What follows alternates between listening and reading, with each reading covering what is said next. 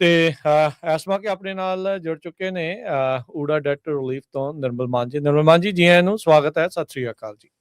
Thank you ਜੀ, ਸਤਿ ਸ੍ਰੀ ਅਕਾਲ। ਸਾਰੇ ਦੇਖਣ ਸੁਣੋ ਮੇਰੇ ਨਾਲ ਬਹੁਤ ਪਿਆਰ ਭਰੀ ਸਤਿ ਸ੍ਰੀ ਅਕਾਲ ਐਂਡ ਸਤਿ ਥੈਂਕ ਸ੍ਰੀ ਯੂ ਅਕਾਲ ਥੈਂਕ ਯੂ ਜੀ।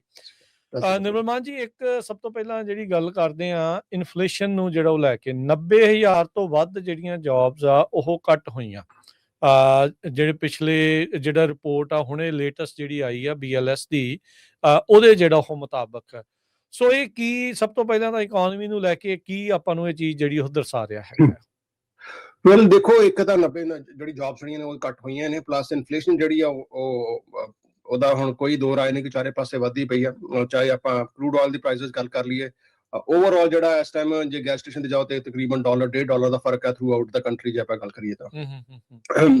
ਹੁਣ ਜਿਹੜਾ ਇੱਕ ਕਿਆਸ ਰਹੀਆਂ ਲਾਈ ਜਾ ਰਹੀਆਂ ਹਨ ਕਿ ਆਉਣ ਵਾਲੇ ਟਾਈਮ ਦੇ ਵਿੱਚ ਕਿਤੇ ਫੈਡ ਜਿਹੜੇ ਇੰਟਰਸਟ ਰੇਟ ਘਟਾਉਣਗੇ, ਉਹਦੇ ਵੀ ਹੁਣ ਜਿਹੜੇ ਚਾਂਸਸ ਨੇ ਕਾਫੀ ਘਟ ਗਏ ਨੇ। ਮੇਰੇ ਖਿਆਲ ਘਟਾਉਣ ਦੀ ਗੱਲ ਤੇ ਸ਼ਾਇਦ ਪੋਸੀਬਲ ਨਹੀਂ, ਵਧਾ ਨਾ ਦੇਣ, ਕਿਉਂਕਿ ਥਰੂ ਆਊਟ ਇੰਟਰਨੈਸ਼ਨਲ ਮਾਰਕੀਟ ਤੇ ਇਹੀ ਹੈ ਕਿ ਹਰ ਪਾਸੇ ਇੰਟਰਸਟ ਰੇਟ ਵਧਾਉਣ ਦੀ ਗੱਲ ਹੁੰਦੀ ਪਈ ਹੈ। ਜੇ ਇੰਟਰਸਟ ਰੇਟ ਵਧਾਏ ਗਏ ਤਾਂ ਉਹਦੇ ਨਾਲ ਇਨਫਲੇਸ਼ਨ ਜਿਹੜੀ ਹੈ, ਮਤਲਬ of course that's a way to control ਦਾ ਇਨਫਲੇਸ਼ਨ, ਪਰ ਓਵਰਆਲ ਜਿਹੜੀ ਰਿਸੈਸ਼ਨ ਵੱਲ ਜਿਹੜੀ ਇਕੋਨਮੀ ਉਹ ਵੱਧਦੀ ਪਈ ਹੈ। ਸੋ ਚੀਜ਼ਾਂ ਜਿਹੜੀਆਂ ਨੇ ਨਾਟ ਆਈ ਥਿੰਕ ਬਟ ਪ੍ਰੀਟੀ ਸ਼ੋਰ ਕਿ ਬੜੀ ਬਲੈਕ ਐਂਡ ਵਾਈਟ। ਜੇ ਆਪਾਂ ਗੱਲ ਕਰੀਏ ਸਿਰਫ ਕ੍ਰੈਡਿਟ ਕਾਰਡ ਦੀ ਡੈਟ ਦੀ, ਜੇ ਆਪਾਂ ਡੀਲ ਕਰਦੇ ਹਾਂ ਇਸ ਟਾਈਮ ਤਕਰੀਬਨ 56% ਲੋਕ ਨੇ ਜਿਹੜੇ ਅਮਰੀਕਨਸ ਨੇ ਉਹ ਆਪਣੀ ਪੇਮੈਂਟ ਦੇ ਉੱਤੇ ਜਿਹੜੀਆਂ ਨੇ ਬਿਹਾਈਂਡ ਨੇ। ਉਹ ਮਤਲਬ ਕਿ ਹਰ ਮਹੀਨੇ ਪੇਮੈਂਟ ਪੂਰੀਆਂ ਨਹੀਂ ਕਰ ਪਾ ਰਹੇ। ਠੀਕ ਹੈ, ਚਾਹੇ ਉਹ ਜੀ ਸੌਰੀ ਹਾਂਜੀ, ਨਹੀਂ ਕੰਟੀਨਿਊ ਪਲੀਜ਼। ਜੀ ਸੋ ਆਈ ਥਿੰਕ ਓਵਰਆਲ ਜਿਹੜਾ ਫਾਈਨੈਂਸ਼ੀਅਲ ਸਟ੍ਰੈਸ ਹੈ ਇਕੋਨਮੀ ਦੇ ਉੱਤੇ, ਚਾਹੇ ਜੌਬਸ ਨੇ, ਚਾਹੇ ਬਿਜ਼ਨੈਸਸ ਨੇ, ਚਾਹੇ retail the business, any kind of business you talk about, through out ਜਿਹੜੀ ਹੈ ਇੱਕ ਵੱਡਾ ਸਟ੍ਰੈਸ ਜਿਹੜਾ ਫਾਈਨੈਂਸ਼ੀਅਲ ਸਟ੍ਰੈਸ ਸਾਰੇ ਪਾਸੇ ਪੈਂਦਾ ਪਿਆ। ਹਰ ਮਹੀਨੇ ਆਪਾਂ ਸੋਚਦੇ ਹਾਂ ਕਿ ਆਉਣ ਵਾਲੇ ਮਹੀਨਿਆਂ ਚੀਜ਼ਾਂ ਇੰਪਰੂਵ ਹੋ ਜਾਣਗੀਆਂ। ਅਨਫੋਰਚੂਨੇਟਲੀ ਜੋ ਹੁਣ ਵਾਲੀ ਵਾਰ ਕਰਕੇ ਜਿਹੜਾ ਕੰਮ ਖਰਾਬ ਹੁੰਦਾ ਪਿਆ, ਇਹ ਕਦੋਂ ਠੀਕ ਹੋਏਗਾ, ਇਹਦੀ ਕਿਆਸ ਰਾਈ ਲਾਉਣੀ ਥੋੜੀ ਇਸ ਟਾਈਮ ਕਾਫੀ ਜ਼ਿਆਦਾ ਅਨਪ੍ਰੈਡਿਕਟੇਬਲ ਇਸ ਤਰੀਕੇ ਦੇ ਨਾਲ ਵੀ ਆ। ਟਰੰਪ ਹੁਣਾਂ ਨੇ ਹੁਣੇ ਕਿਹਾ ਆ ਵੀ ਅਗਲੀ ਵਾਰੀ ਕਿਊਬਾ ਦੀ ਆ। ਸੋ ਜੇ ਇੱਕ ਉਹਦੇ ਚੋਂ ਨਿਕਲਦੇ ਆ ਤੇ ਦੂਜੇ ਪਾਸੇ ਵੱਲ ਨੂੰ ਜਿਹੜਾ ਉਹ ਧੱਕ ਹੋ ਰਿਹਾ ਆ। ਕੀ ਇਹ ਸਾਰੀਆਂ ਚੀਜ਼ਾਂ ਦੇ ਨਾਲ, ਜਿੱਦਾਂ ਤੁਸੀਂ ਕਿਹਾ ਵੀ ਜਿਹੜੇ ਇੰਟਰਸਟ ਰੇਟ ਦੇ ਉੱਤੇ ਪਤਾ ਨਹੀਂ ਹੁਣ ਕਿੱਦਾਂ ਦਾ ਅਸਰ ਜਿਹੜਾ ਪਊਗਾ, ਨੈਗੇਟਿਵ ਦਾ ਜਿਹੜਾ ਉਹ ਜ਼ਿਆਦਾ ਖਤਰਾ ਜਿਹੜਾ ਬਣਿਆ ਪਿਆ ਆ। ਜੌਬ ਮਾਰਕੀਟ ਇਸ ਟਾਈਮ ਬਿਲਕੁਲ ਠੰਡੀ ਜਿਹੜੀ ਹੋ ਚੁੱਕੀ ਆ, ਸ਼ੈਡ ਜਿਹੜੀ ਉਹ ਜ਼ਿਆਦਾ ਕਰ ਰਹੀ ਆ। ਸੋ ਇਹਦਾ ਕਰਜ਼ੇ ਨੂੰ ਲੈ ਕੇ ਕੀ ਅਸਰ ਜਿਹੜਾ ਉਹ ਪੈਂਦਾ ਆ? ਸੋ ਇੱਥੇ ਜੇ ਜੌਬਸ ਲੂਜ਼ ਹੋਣ ਦਾ ਖਤਰਾ ਲੋਕਾਂ ਦੇ ਸਿਰ ਦੇ ਉੱਤੇ ਮੰਡਰਾ ਰਿਹਾ ਆ, ਨਾਲ ਕਰਜ਼ੇ ਦਾ ਦੈਂਤ ਲੋਕਾਂ ਨੂੰ ਡਰਾ ਰਿਹਾ ਆ। ਸੋ ਉੱਥੇ ਤੁਸੀਂ ਕਿੱਦਾਂ ਹੈਲਪ ਕਰ ਸਕਦੇ? ਵੈਲ ਸੀ ਐਵਰੀਥਿੰਗ, ਜਿਹੜੇ ਆਪਾਂ ਜੇ ਪੂਰੀ ਕੰਪੈਰੀਜ਼ਨ ਕਰੀਏ ਹਰ ਚੀਜ਼ ਦੀ, ਪਿਛਲੇ 2 ਸਾਲ ਤੋਂ ਪਹਿਲਾਂ ਚੀਜ਼ਾਂ ਮਹਿੰਗੀਆਂ ਹੋ ਰਹੀਆਂ ਨੇ, ਇਨਕਮ ਘਟਦੀ ਪਈ ਹੈ, ਚਾਹੇ ਤੁਹਾਡੇ ਬਿਜ਼ਨਸ ਨੇ ਚਾਹੇ ਨੌਕਰੀਆਂ ਨੇ। ਸੋ ਆਫ ਕੋਰਸ ਜੇ ਇਨਫਲੇਸ਼ਨ ਜਿਹੜੀ ਚੀਜ਼ ਕੱਲ $10 ਦੀ ਆਉਂਦੀ ਹੈ, ਅੱਜ ਜੇ 15 ਦੀ ਆਏਗੀ ਜਾਂ 25 ਦੀ ਆਏਗੀ, ਔਰ ਪਲੱਸ ਸਾਡੀ ਇਨਕਮ ਜਿਹੜੀ ਪਿਛਲੇ ਸਾਲ $10,000 ਦੀ ਹੁਣ ਸਿਰਫ 5 ਹੀ ਰਹਿ ਗਈ ਹੈ। ਸੋ ਅਫੋਰਡੇਬਿਲਿਟੀ ਦਾ ਚੱਕਰ ਪੈਂਦਾ ਹੀ ਆ। ਔਰ ਸਭ ਤੋਂ ਜਿਹੜੀ ਚੀਜ਼ਾਂ ਜਿੱਦਾਂ ਵੱਡਾ ਇੰਪੈਕਟ ਪੈਂਦਾ ਕ੍ਰੈਡਿਟ ਕਾਰਡ ਦੇ ਜਿਹੜੇ ਕਰਜ਼ੇ ਨੇ ਅਨਸਿਕਿਉਰ, ਜਿਹਦੇ ਉੱਤੇ ਇੰਟਰਸਟ ਜਿਹੜੀ 20-25% ਤੋਂ ਸ਼ੁਰੂ ਹੁੰਦਾ ਹੈ, 35-37% ਵੀ ਅਸੀਂ ਵੇਖਿਆ।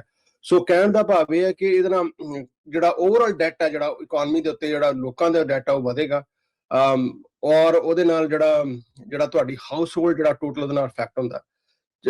ਕਈ ਵਾਰ ਆਪਾਂ ਇਹ ਗੱਲ ਸੋਚਦੇ ਹਾਂ ਕਿ ਹਾਂਜੀ ਅਸੀਂ ਇਹ ਟੈਂਪਰਰੀ ਜਾਂ 2-4 ਮਹੀਨੇ 'ਚ ਠੀਕ ਹੋ ਜਾਏਗਾ। ਜੇ ਹੋ ਜਾਏਗਾ ਤਾਂ ਆਫਕੋਰਸ ਹੋ ਵੀ ਜਾਣਾ ਚਾਹੀਦਾ, ਆਪਾਂ ਨੂੰ ਕ੍ਰੈਡਿਟ ਕਾਰਡ ਜਿਹੜੇ ਪੇ ਕਰ ਲੈਣੇ ਚਾਹੀਦੇ ਨੇ। ਪਰ ਜਨਰਲੀ ਕੀ ਹੁੰਦਾ ਕਿ ਮੰਥ ਓਵਰ ਮੰਥ ਅਸੀਂ ਮਿਨੀਮਮ ਕ੍ਰੈਡਿਟ ਕਾਰਡ ਦੀ ਪੇਮੈਂਟ ਪੇ ਕਰੀ ਜਾਂਦੇ ਹਾਂ, ਜਿਹਦੇ ਨਾਲ ਸਾਡਾ ਪੂਰਾ ਜਿਹੜਾ ਇੱਕ ਫਾਈਨੈਂਸ਼ੀਅਲ ਢਾਂਚਾ ਉਹ ਸਟਰਕਚਰ ਡਾਵਾਡੋਲ ਹੋ ਜਾਂਦਾ। ਪਲੱਸ ਜਿਹੜਾ ਅਸੀਂ ਮਿਨੀਮਮ ਪੇਮੈਂਟਾਂ ਕਰ ਰਹੇ ਹਾਂ ਉਹਦੇ ਨਾਲ ਸਾਡਾ ਕੋਈ ਮਸਲਾ ਹੱਲ ਨਹੀਂ ਹੁੰਦਾ, ਕਿਉਂਕਿ ਜੇ ਆਪਾਂ ਆਪਣੇ ਕ੍ਰੈਡਿਟ ਕਾਰਡ ਦੀ ਸਟੇਟਮੈਂਟ ਚੁੱਕ ਕੇ ਵੇਖੀਏ, ਕਿਤੇ 80 ਸਾਲ, ਕਿਤੇ 100 ਸਾਲ, ਕਿਤੇ 300 ਸਾਲ ਇੰਨਾ ਲੱਗਦਾ ਹੈ ਉਹਨੂੰ ਜੇ ਆਪਣਾ ਮਿਨੀਮਮ ਪੇਮੈਂਟ ਪੇ ਕਰੀਏ ਜੀ।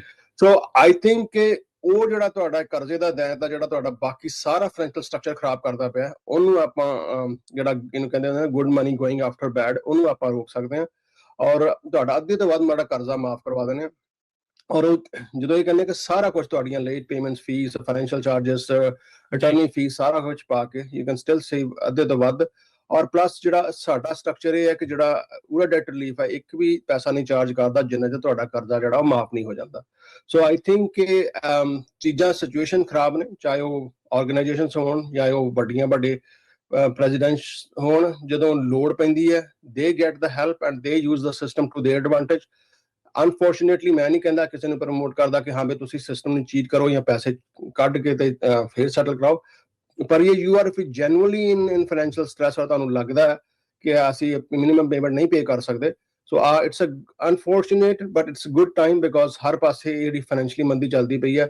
ਸੋ we can get you good settlement and by the time ਜਿਹੜਾ ਚੀਜ਼ਾਂ ਰਿਵਾਈਵ ਹੋਣਗੀਆਂ ਤੁਹਾਡਾ ਕਰਜ਼ਾ ਵੀ ਮਾਫ ਹੋ ਜਾਣਾ ਔਰ ਤੁਹਾਡੀ ਲਾਈਫ ਜਿਹੜੀ ਆ ਬੈਕ ਔਨ ਟਰੈਕ ਹੋ ਜਾਣੀ ਹੈ। ਫੋਨ ਨੰਬਰ ਸ਼ੇਅਰ ਕਰ ਲਿਓ ਜੀ ਨਿਰਮਲਮਾਨ ਜੀ। ਨੰਬਰ ਹੈ 888 9914 8888999914 ਔਰ ਵੈਬਸਾਈਟ ਹੈਗੀ ਹੈ oora.org OORAA.org। ਅੱਛਾ, ਇੱਥੇ ਇੱਕ ਚੀਜ਼ ਨਿਰਮਲਮਾਨ ਜੀ ਜਾਣ ਤੋਂ ਪਹਿਲਾਂ ਦੱਸਿਓ ਵੀ ਜਿੱਦਾਂ ਹੁਣ CDL ਦਾ ਮਸਲਾ ਪੇਚੀਦਾ ਹੀ ਬਣਿਆ ਪਿਆ ਹੈ, ਕਿਸੇ ਨੂੰ ਵਿਚਾਰਿਆਂ ਨੂੰ ਪਤਾ ਨਹੀਂ ਲੱਗ ਰਿਹਾ, ਖਾਸ ਕਰਕੇ ਨਾਨ ਡੋਮਿਸਾਈਲਡ ਵਾਲਿਆਂ ਨੂੰ। ਉਹਨਾਂ ਦੇ ਉੱਤੇ ਟਰੱਕਾਂ ਦੇ ਜਿਹੜੇ ਇਕਵਿਪਮੈਂਟ ਆ ਉਹਦੇ ਵੀ ਕਰਜ਼ੇ ਆ, ਘਰ ਵੀ ਲਏ ਆ, ਗੱਡੀਆਂ ਵੀ ਹੋਣਗੀਆਂ, ਹੋਰ ਵੀ ਕਈ ਕੁਛ ਲੋਕਾਂ ਨੇ ਆਪਣੀਆਂ ਜ਼ਿੰਦਗੀਆਂ ਉਸ ਹਿਸਾਬ ਦੇ ਨਾਲ ਪਲਾਨ ਕੀਤੀਆਂ ਹੁੰਦੀਆਂ ਵੀ ਕੰਮਕਾਜ ਜਿਹੜੇ ਚੱਲ ਰਹੇ ਆ। ਹੁਣ ਜਦੋਂ ਸਾਰਾ ਕੁਛ ਉਹ ਠੱਪ ਹੋ ਗਿਆ, ਉਹਨਾਂ ਦੇ ਲਈ ਕੀ ਕੋਈ ਤੁਹਾਡੇ ਕੋਲ ਕੁਛ ਸਪੈਸ਼ਲ ਹੈ ਵੀ ਉਹ ਜਿਹੜੇ ਅਜਿਹੇ ਕਰਜ਼ਿਆਂ ਤੋਂ ਕਿੱਦਾਂ ਉਹਨਾਂ ਨੂੰ ਤੁਸੀਂ ਬਚਾ ਸਕਦੇ ਆ, ਕੁਛ ਘਟਾ ਸਕਦੇ ਆ, ਕੁਛ ਹੈ ਉਹਨਾਂ ਦੇ ਲਈ ਆਪਸ਼ਨ? ਬਿਲਕੁਲ ਜੀ, ਜੈਨੂਇਨ ਪ੍ਰੋਬਲਮ ਉਹਨਾਂ ਦੀ ਔਰ ਅੱਜ ਕੱਲ ਦੇ ਵਿੱਚ ਖਾਸ ਕਰਕੇ ਜਿਹੜਾ ਵੀ ਟਰੱਕਿੰਗ ਇੰਡਸਟਰੀ ਦੇ ਵਿੱਚ ਹੈਗਾ, ਅਨਫੋਰਚੂਨਟਲੀ ਆਲਮੋਸਟ ਹਰ ਕਿਸੇ ਇੰਡਸਟਰੀ ਦੇ ਵਿੱਚ ਜਿਹੜਾ ਵੀ ਕਿਸੇ ਇੰਡਸਟਰੀ ਤੇ ਕਾਰਨ ਜੈਨੂਇਨ ਫਾਈਨੈਂਸ਼ੀਅਲ ਪ੍ਰੋਬਲਮ ਹੈ, ਜਿੱਦਾਂ ਇਹਨਾਂ ਦੇ ਤੁਸੀਂ ਕਹਿ ਲਓ ਕਿ ਘਰਾਂ ਦੀ ਕਰਜ਼ੇ ਆ ਰਹੇ ਨੇ ਜਾਂ ਦੂਜੇ ਆ ਰਹੇ ਨੇ।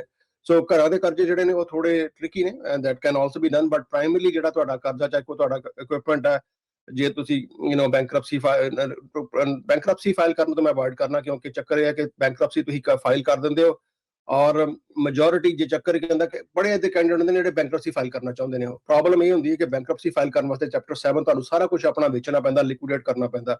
ਉਹਦੇ ਬਾਅਦ ਜਿਹੜੇ ਤੁਸੀਂ ਸਾਰੇ ਕ੍ਰੈਡੀਟਰਸ ਨੂੰ ਪੇ ਕਰਕੇ ਜਿਹੜੇ ਰਹਿ ਜਾਂਦੇ ਨੇ, ਸੋ ਉਹਨਾਂ ਨੂੰ ਤੁਸੀਂ ਬੈਂਕਰਪਸੀ ਦੇ ਆਪਣਾ ਨੋਟਿਸ ਭੇਜ ਦੋਗੇ, ਅਸੀਂ ਤੁਹਾਨੂੰ ਅਫੋਰਡ ਨਹੀਂ ਕਰ ਸਕਦੇ।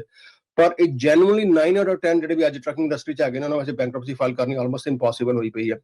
ਸੋ ਜੈਨੂਇਨ ਇੱਕ ਰੀਅਲ ਸੀਰੀਅਸ ਪ੍ਰੋਬਲਮ ਹੈ ਔਰ ਇੰਡਸਟਰੀ ਵੀ ਅੰਡਰਸਟੈਂਡ ਕਰਦੀ ਹੈ। ਜੇ ਤੁਹਾਡਾ ਇਕਵਿਪਮੈਂਟ ਰੀਪੋ ਹੋ ਗਿਆ, ਤੁਸੀਂ ਪੇਮੈਂਟ ਨਹੀਂ ਦੇ ਸਕਦੇ। ਇਨ ਸਰਟਨ ਸਿਨੈਰੀਓ ਵੀ ਆਏ ਨੇ ਕਿ ਜਿੱਥੇ ਇਕਵਿਪਮੈਂਟ ਵੀ ਅਜੇ ਆਪਣੇ ਜਿਹੜਾ ਹੈਗਾ ਕਲਾਇੰਟ ਹੈ ਜਾਂ ਯੂਜ਼ਰ ਆ ਉਹਦੇ ਕੋਲ ਹੀ ਹੈ ਔਰ ਉਹ ਸੈਟਲਮੈਂਟ ਉਹਨਾਂ ਨੇ ਕਰਾ ਲਈ ਹੈ।